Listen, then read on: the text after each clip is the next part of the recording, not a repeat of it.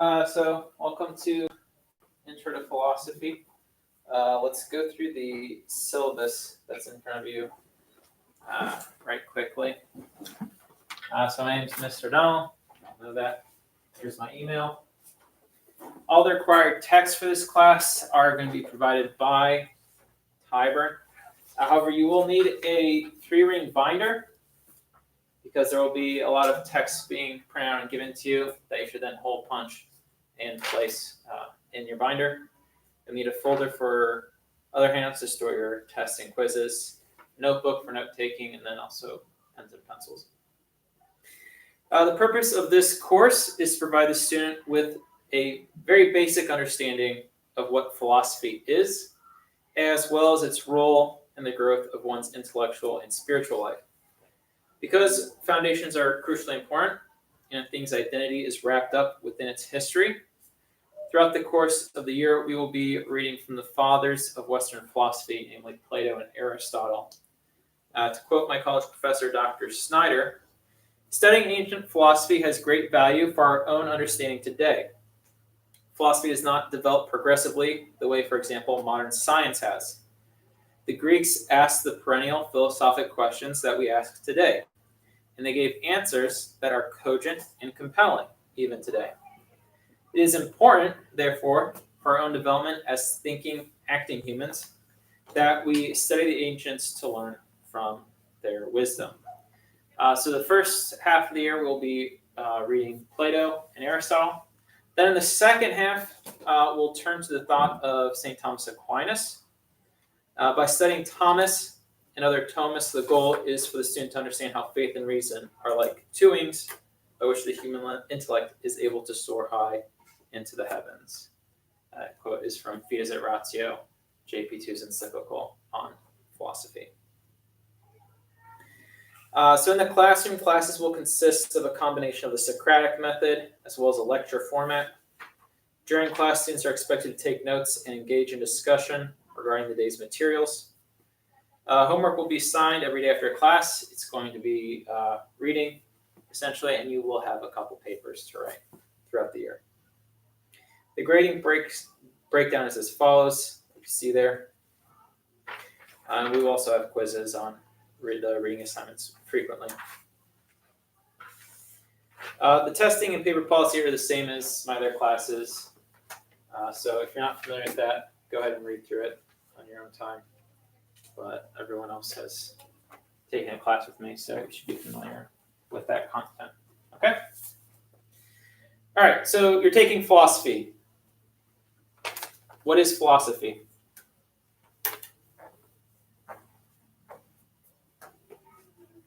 Anyone have an idea?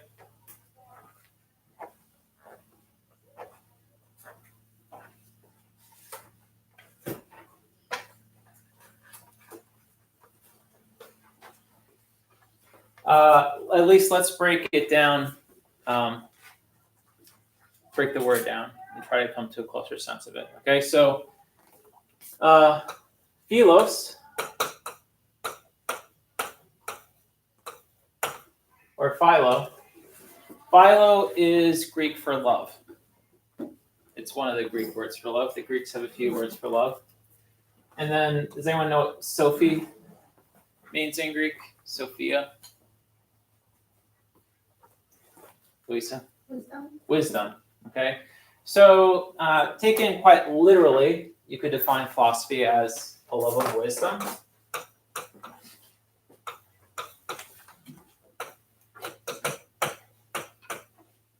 And that definition can be helpful if you know what love is and if you know what wisdom is.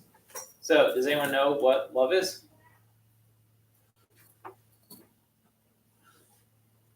Fiona? Willing the good of another. Willing the good of another is a very good, a good definition of love to present. But we don't always use it that way, do we? All right. So has anyone ever said, like, I love pizza day? Or I love Taco Bell's $5 fill-up box, what have you? Or maybe you've, like, watched The Little Mermaid. and you've heard Ariel shriek, "Daddy, I love him." All right, Prince Eric, that guy she just spied and never had a single conversation with, and ended up getting married to after not knowing each other at all. So there's a lot of different uses of the word love, and so to help us kind of navigate through all those different uses and try to come to more clarity, we're going to do what the Greeks did and make some distinctions among the different types of love. And so the Greeks had 6 different words that in English we translate as love. 6 types of love according to the Greeks. The first is eros.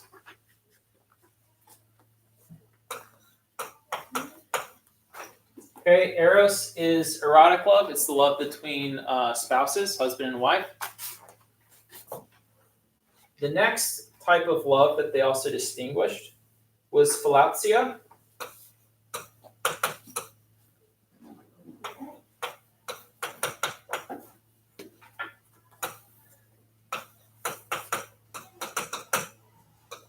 And philautia is, the Greeks would refer to it as self-love. Okay, so when you get up in the morning and you have breakfast or you comb your hair, it's because you love yourself. There's a certain measure where you do care about yourself and you want your own good. All right.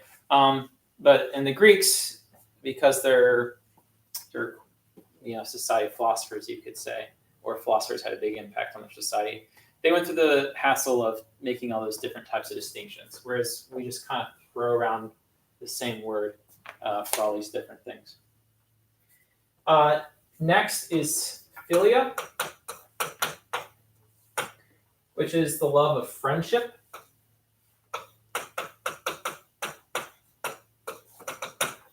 This love is where Philadelphia gets its name. It's the city of brotherly love, or the city of friendship. Then there's ludus,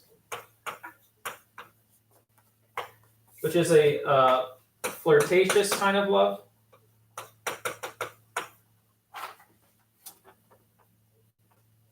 All right, so if you have like a crush on someone and you go flirt with them and you think you're being really cool, you wouldn't necessarily equate that to like the love between married spouses making a vow on an altar in front of each other, right? But maybe like when you're confiding with your friends, it's like, oh yeah, I like so-and-so. Talking about that kind of ludus, that playful young love that doesn't mean anything. Just kidding, it's important, I guess. Next is pragma.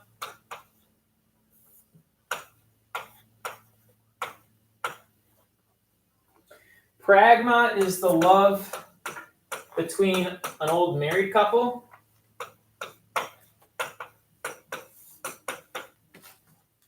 Okay, so think of like your grandparents, my grandparents in particular. The older you get, the eros kind of dies away, but you can still yell at each other. Like my grandma would always say to my grandpa, "Damn it, Jim, you made the martini wrong," okay? But that kind of like bantering back and forth that they get in that old age, the Greeks would call pragma. All right, it's this age-old, time-tested love that the elder people share between each other. And then the last one is agape, which we typically translate as charity. This is the love of God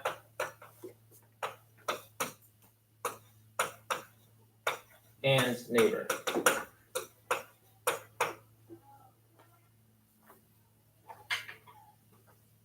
All right, it's of the other loves, it's the one that's most selfless. All the other ones have some kind of self-interest at stake.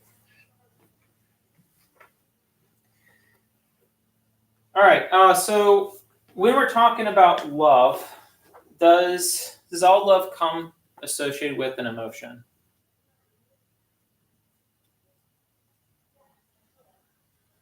Spencer, are you like answering? I don't know if you're moving your head. I know. You're not answering. Okay. What do you guys think? we usually refer to love as emotion. So would any love always be associated with an emotion? Fiona? No, No? Why would you say no? because it's also a choice you could choose to care about like another person. Okay, can you give me an example of like an act of love that would be devoid of positive emotions? You could hold the door for somebody because they had arms full of stuff to be a friend to them. I don't know. Okay, yeah, usually you don't get like an emotional kick out of holding a door for someone, unless it's like a guy doing it for a particular girl. That's different. But Nick? Scolding a kid for trying to touch a plane. Okay, scolding a kid, yeah. You can do that quite dispassionately. In fact, you could do it with like some anger, but it can still be coming out of love. Right? And typically, you want to associate anger as an emotion that is helping you to get your love out, so to speak. Or even like changing a kid's diaper at like 3 a.m. in the morning. All right, it's not like people get butterflies in their stomach when they're doing that. But that's an act of love. So love is clearly something different than just simple emotion. The Latins distinguish between two different types of loves. These would be like the Roman intellectuals. So the Latins have two distinctions of love.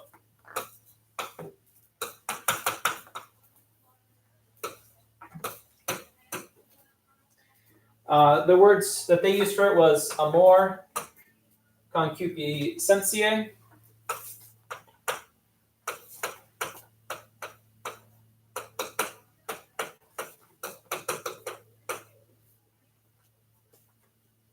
and amor benevolentiae.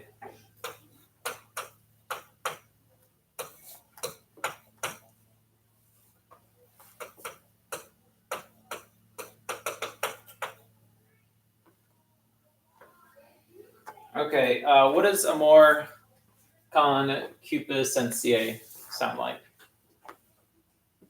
You heard of a word that sounds like concupiscentiae?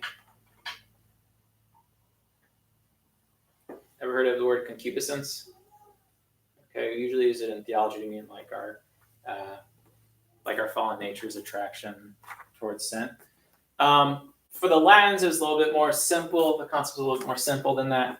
It's just love that's directed at objects, and they're tied up with emotions.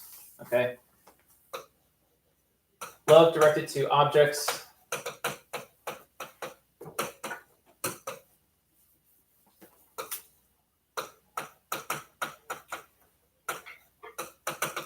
And tied with emotion.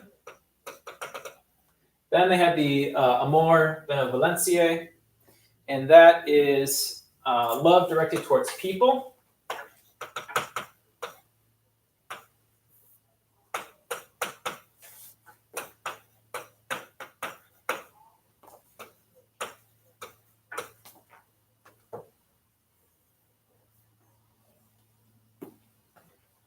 Okay, and this can also be slightly more abstracted from emotion, not necessarily always tied up with it.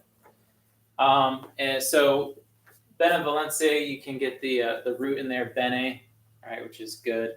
So this is the love that is well-wishing. Concupiscentiae seeks possession. Benevolentiae seeks the good of the other. So you can say that, like, I love pizza. What type of love would that fall under? Krisha? Okay. And then if you say, like, you love your mother, which would that fall under? Benevolencia, yeah. Unless you are Oedipus. Then it fall under Cupidae. Do you guys read Oedipus Rex at this school? You guys ever heard of Oedipus Rex? Okay, well, I think from what I was saying, you kind of get where it's going. It's like one of the Greek tragedy plays. You probably have to do it in classics this year, so you'll get there.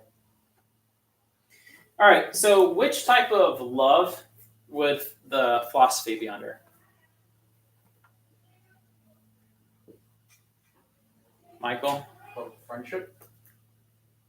have a kind of friendship with philosophy. Philos, yeah, it's already kind of going towards that route. So good. How about under the Latin distinction?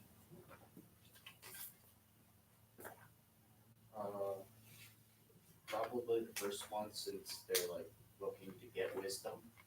Yeah. Okay. So it's concupiscencia when you have a love of wisdom. It's something you're seeking to possess. Okay, something that you desire in of itself. Sorry, not in of itself, but something that you want for yourself to have.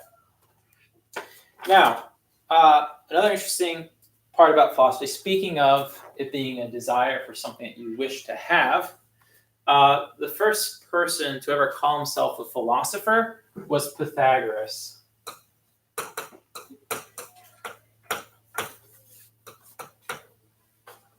Pythagoras is the first guy to call himself a philosopher. Have any of you ever studied Pythagoras before?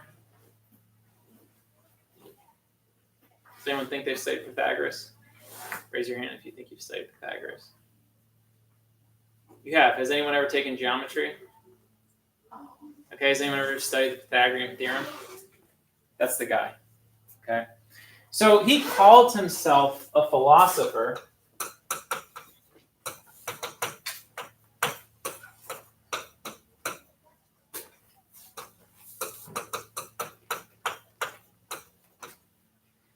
because he said he loved wisdom,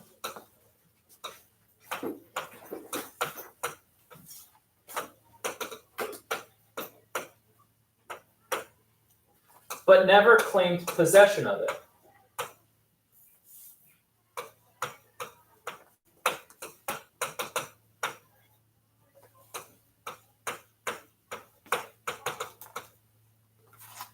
All right, which is something pretty common among good philosophers, is that the further good philosophers go in their philosophy, their humility also begins to grow, and they realize, wait, I'm actually not that wise.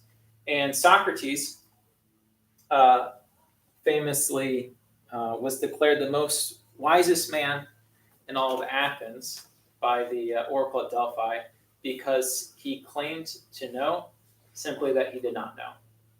Okay, it's people who claim to know everything and walk around and act that way who tend to be the more ignorant of the two groups. So we've So we talked about love.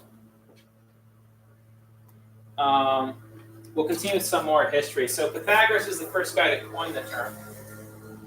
Then, after Pythagoras died, Greece entered a new era of history that was called the Enlightenment.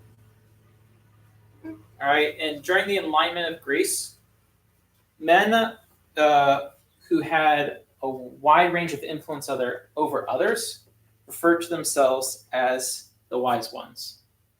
All right, and from these men who claimed to be wise, they eventually got the nickname of sophists. All right, so during the era of Enlightenment, after Pythagoras,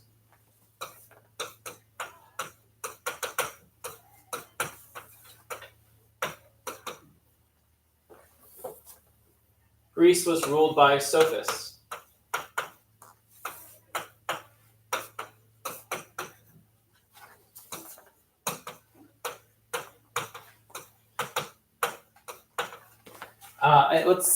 What's that Greek root that you see there in the word sophist?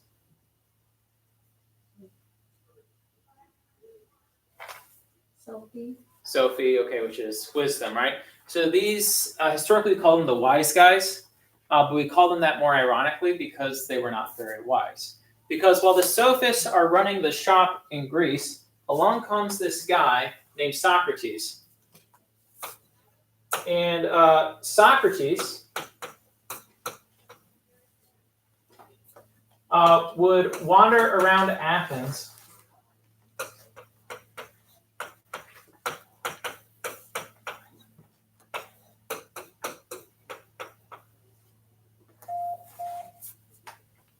Mickey Wilbert, please call the office. wander around Athens and challenge the sophists to debates.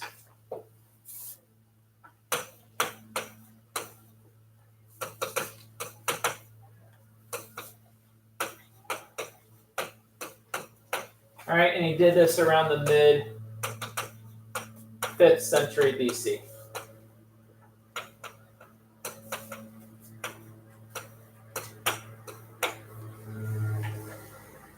And now, what Socrates accomplished by doing this was he basically made the sophists mad, because in the debates he would thoroughly demonstrate that they actually had no idea what they were talking about.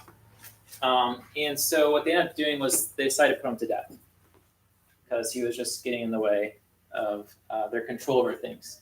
His crime was disrespecting the gods, and then also corruption of the youth.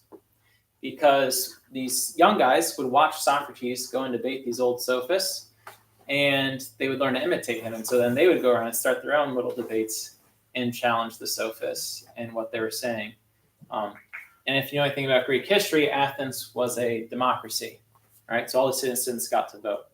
And so the sophists had power by basically making people believe that they were smart and what they had to say was the correct thing. And so what it was like the beginning of the collapse of their sway over the people. All right, so through his debates with the sophists, Socrates laid the foundation for Western philosophy. All right, and one of Socrates' pupils was Plato. And Plato is the one whose dialogues we'll be reading. And in those dialogues, Socrates is a character and is kind of questionable at how much of it is actually historical representation of real dialogues and how much is Plato just writing a work of philosophy and he's just using Socrates as a character to kind of be his mouthpiece. Definitely some of the dialogues are very close to what Socrates would have said. So for example, the Apology is one of Plato's dialogues where Socrates is giving a speech in front of the court of Athens where he's about to be condemned to death. That's a historical event that we know Socrates was condemned to death. He would have given a speech explaining his position, what have you. The first dialogue we're going to read is Gorgias. How much of that is historically word for word? Probably not so much, right? But there definitely was a Gorgias in Athens, and Socrates most definitely would have debated him at a given point in time. All right, so we talked about love. We talked about some of the history of the term, but we still haven't talked about wisdom. So what is wisdom? You want to venture a guess for that?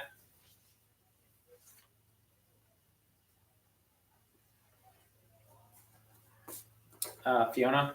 Knowledge of things. Okay, let's try knowledge. Let's see if that works. We'll plug it in.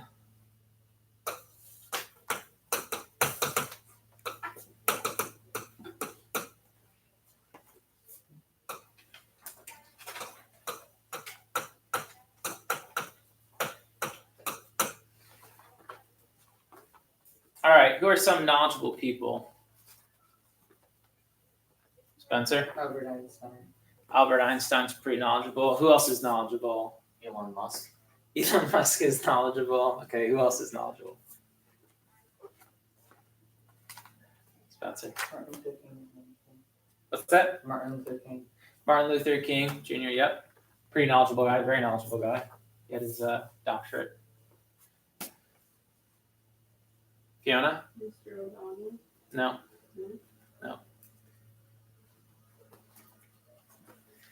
Were the Nazis pretty knowledgeable?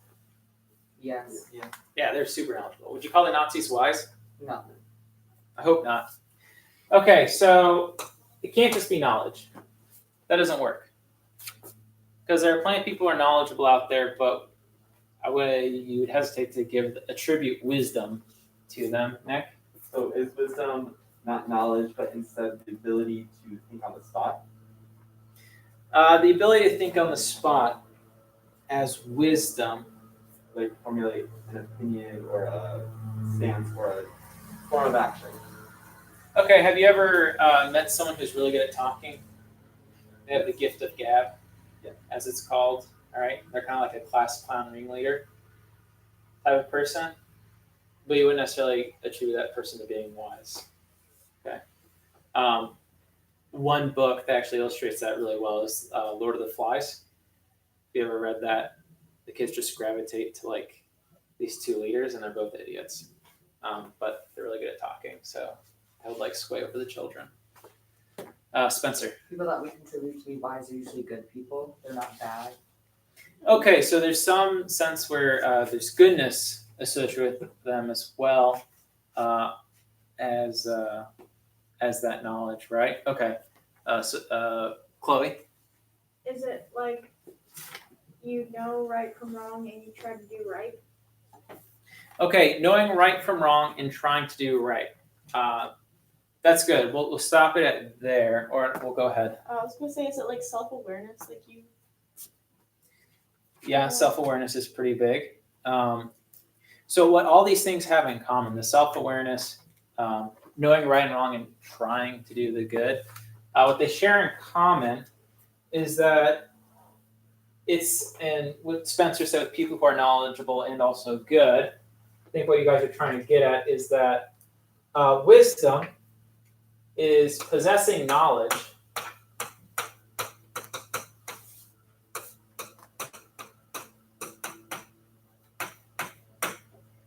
and ordering it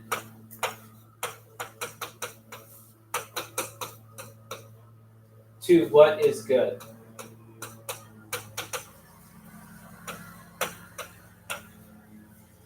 All right, we're going to tweak this definition a little bit after some further thought. Okay, but like it's important to have self-knowledge, right? Like, oh, I am diabetic, so I should avoid sugar. That's another thing to actually put that knowledge into order and then live your life accordingly so you don't die prematurely from diabetes. So also some other issues we could have is like you could have a car mechanic, a guy named Steve, okay? Steve has knowledge about cars and he's able to order that knowledge towards the good, right, to the fixing of automobiles. However, if Steve was to say he was like, he believed in God, but then Steve also thinks he doesn't have to go to church at all. Or Steve believes in God, but then Steve doesn't necessarily believe that moral principles apply to him. Okay, there's kind of a contradiction there in Steve's life. All right. So in that situation, we want to kind of tweak our definition of wisdom to be possessing knowledge and ordering it to what is good. So possessing the highest knowledge, you could say, and ordering it to the highest goods.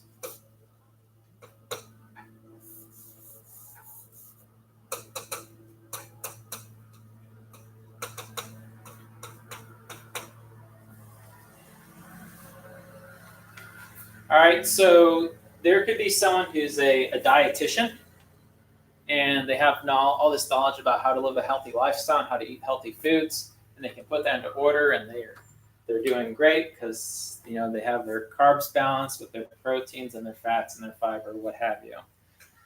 Now that person, though, you like throw them next to someone like Teresa of Calcutta,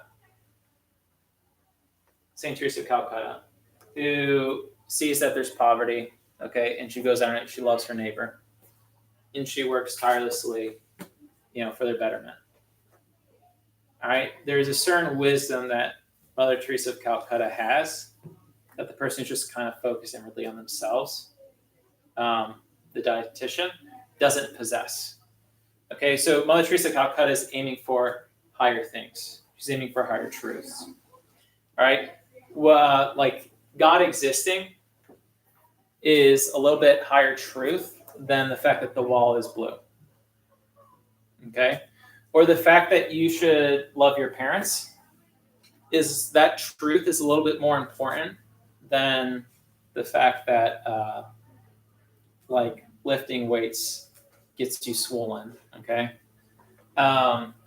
or so there's this different levels of truth. And so when we're talking about wisdom, it's pretty high up there. It's when you have the highest truths, when you know those highest truths, and you order your life accordingly to those highest truths.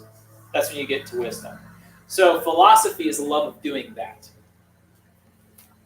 A love of seeking out the highest truths and then ordering your life accordingly so that you have a consistent life between your intellect and what you know and your actions. So we've been talking about the highest truths. What is truth? Quid est veritas? Does anyone know a definition for truth?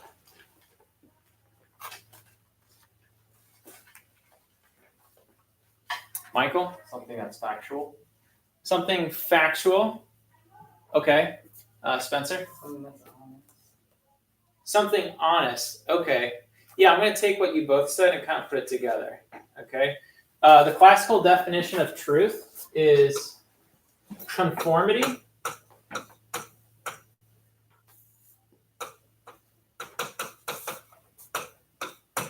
of the intellect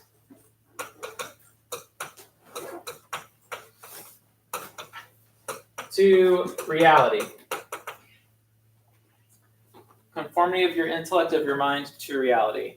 So, for example, something that's factual, Michael, in the sense that you said it, is like if you have an understanding that there's trees outside,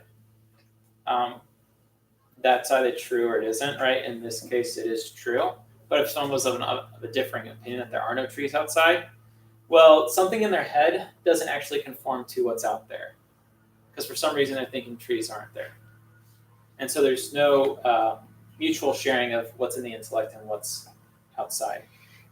And then Spencer, with you spoke about honesty. Is there conformity between what you're saying and what actually took place?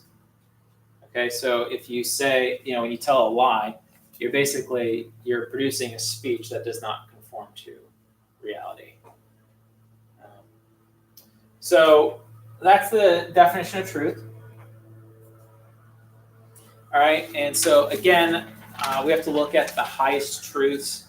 The highest truths would be determined by causality, which we'll talk about a little bit when we get to Thomas Aquinas in the second semester. We'll make a couple different distinctions of truth. There's what we call natural truth. Natural truth can be summed up by philosophy.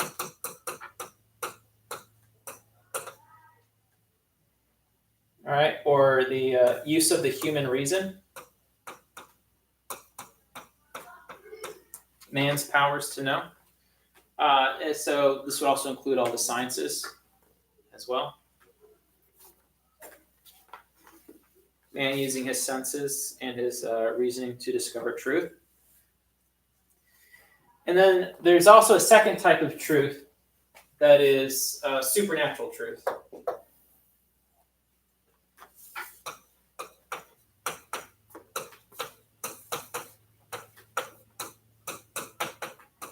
And supernatural truth would be matters pertaining to salvation,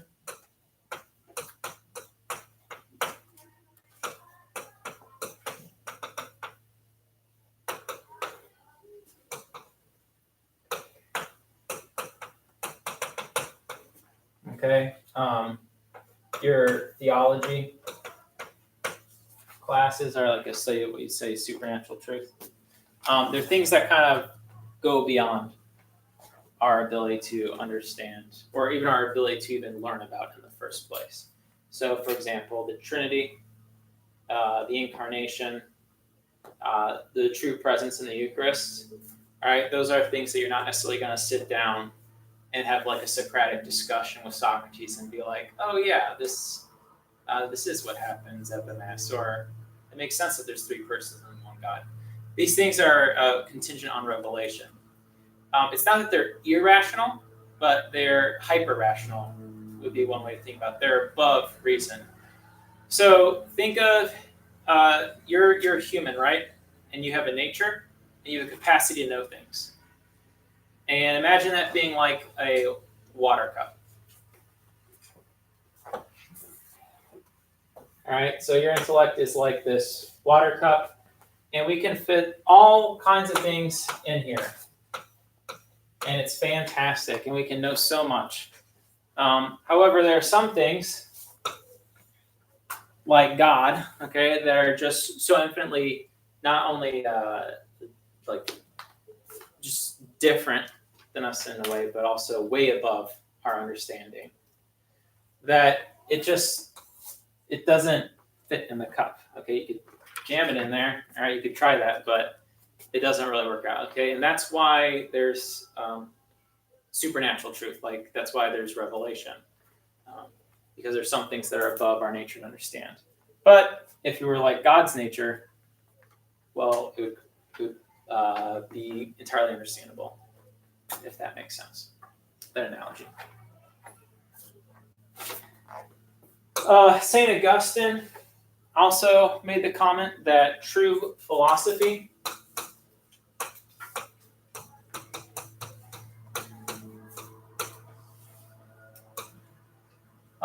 is the same as true religion. All right, so because if something's true, then it's true. There are no two different sets of truths. Some philosophers have made the mistake of assuming that there are two different types of truth. There's scientific truths, and then there's religious truths. And it's okay if they conflict because they're different entities.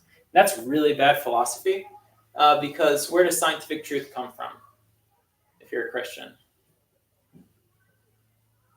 God. Okay, so if God's the source of scientific truth, then there also wouldn't be any contradictions with how he reveals himself either. Okay, so true philosophy is true religion. You know, Christ himself once said, "I am the truth."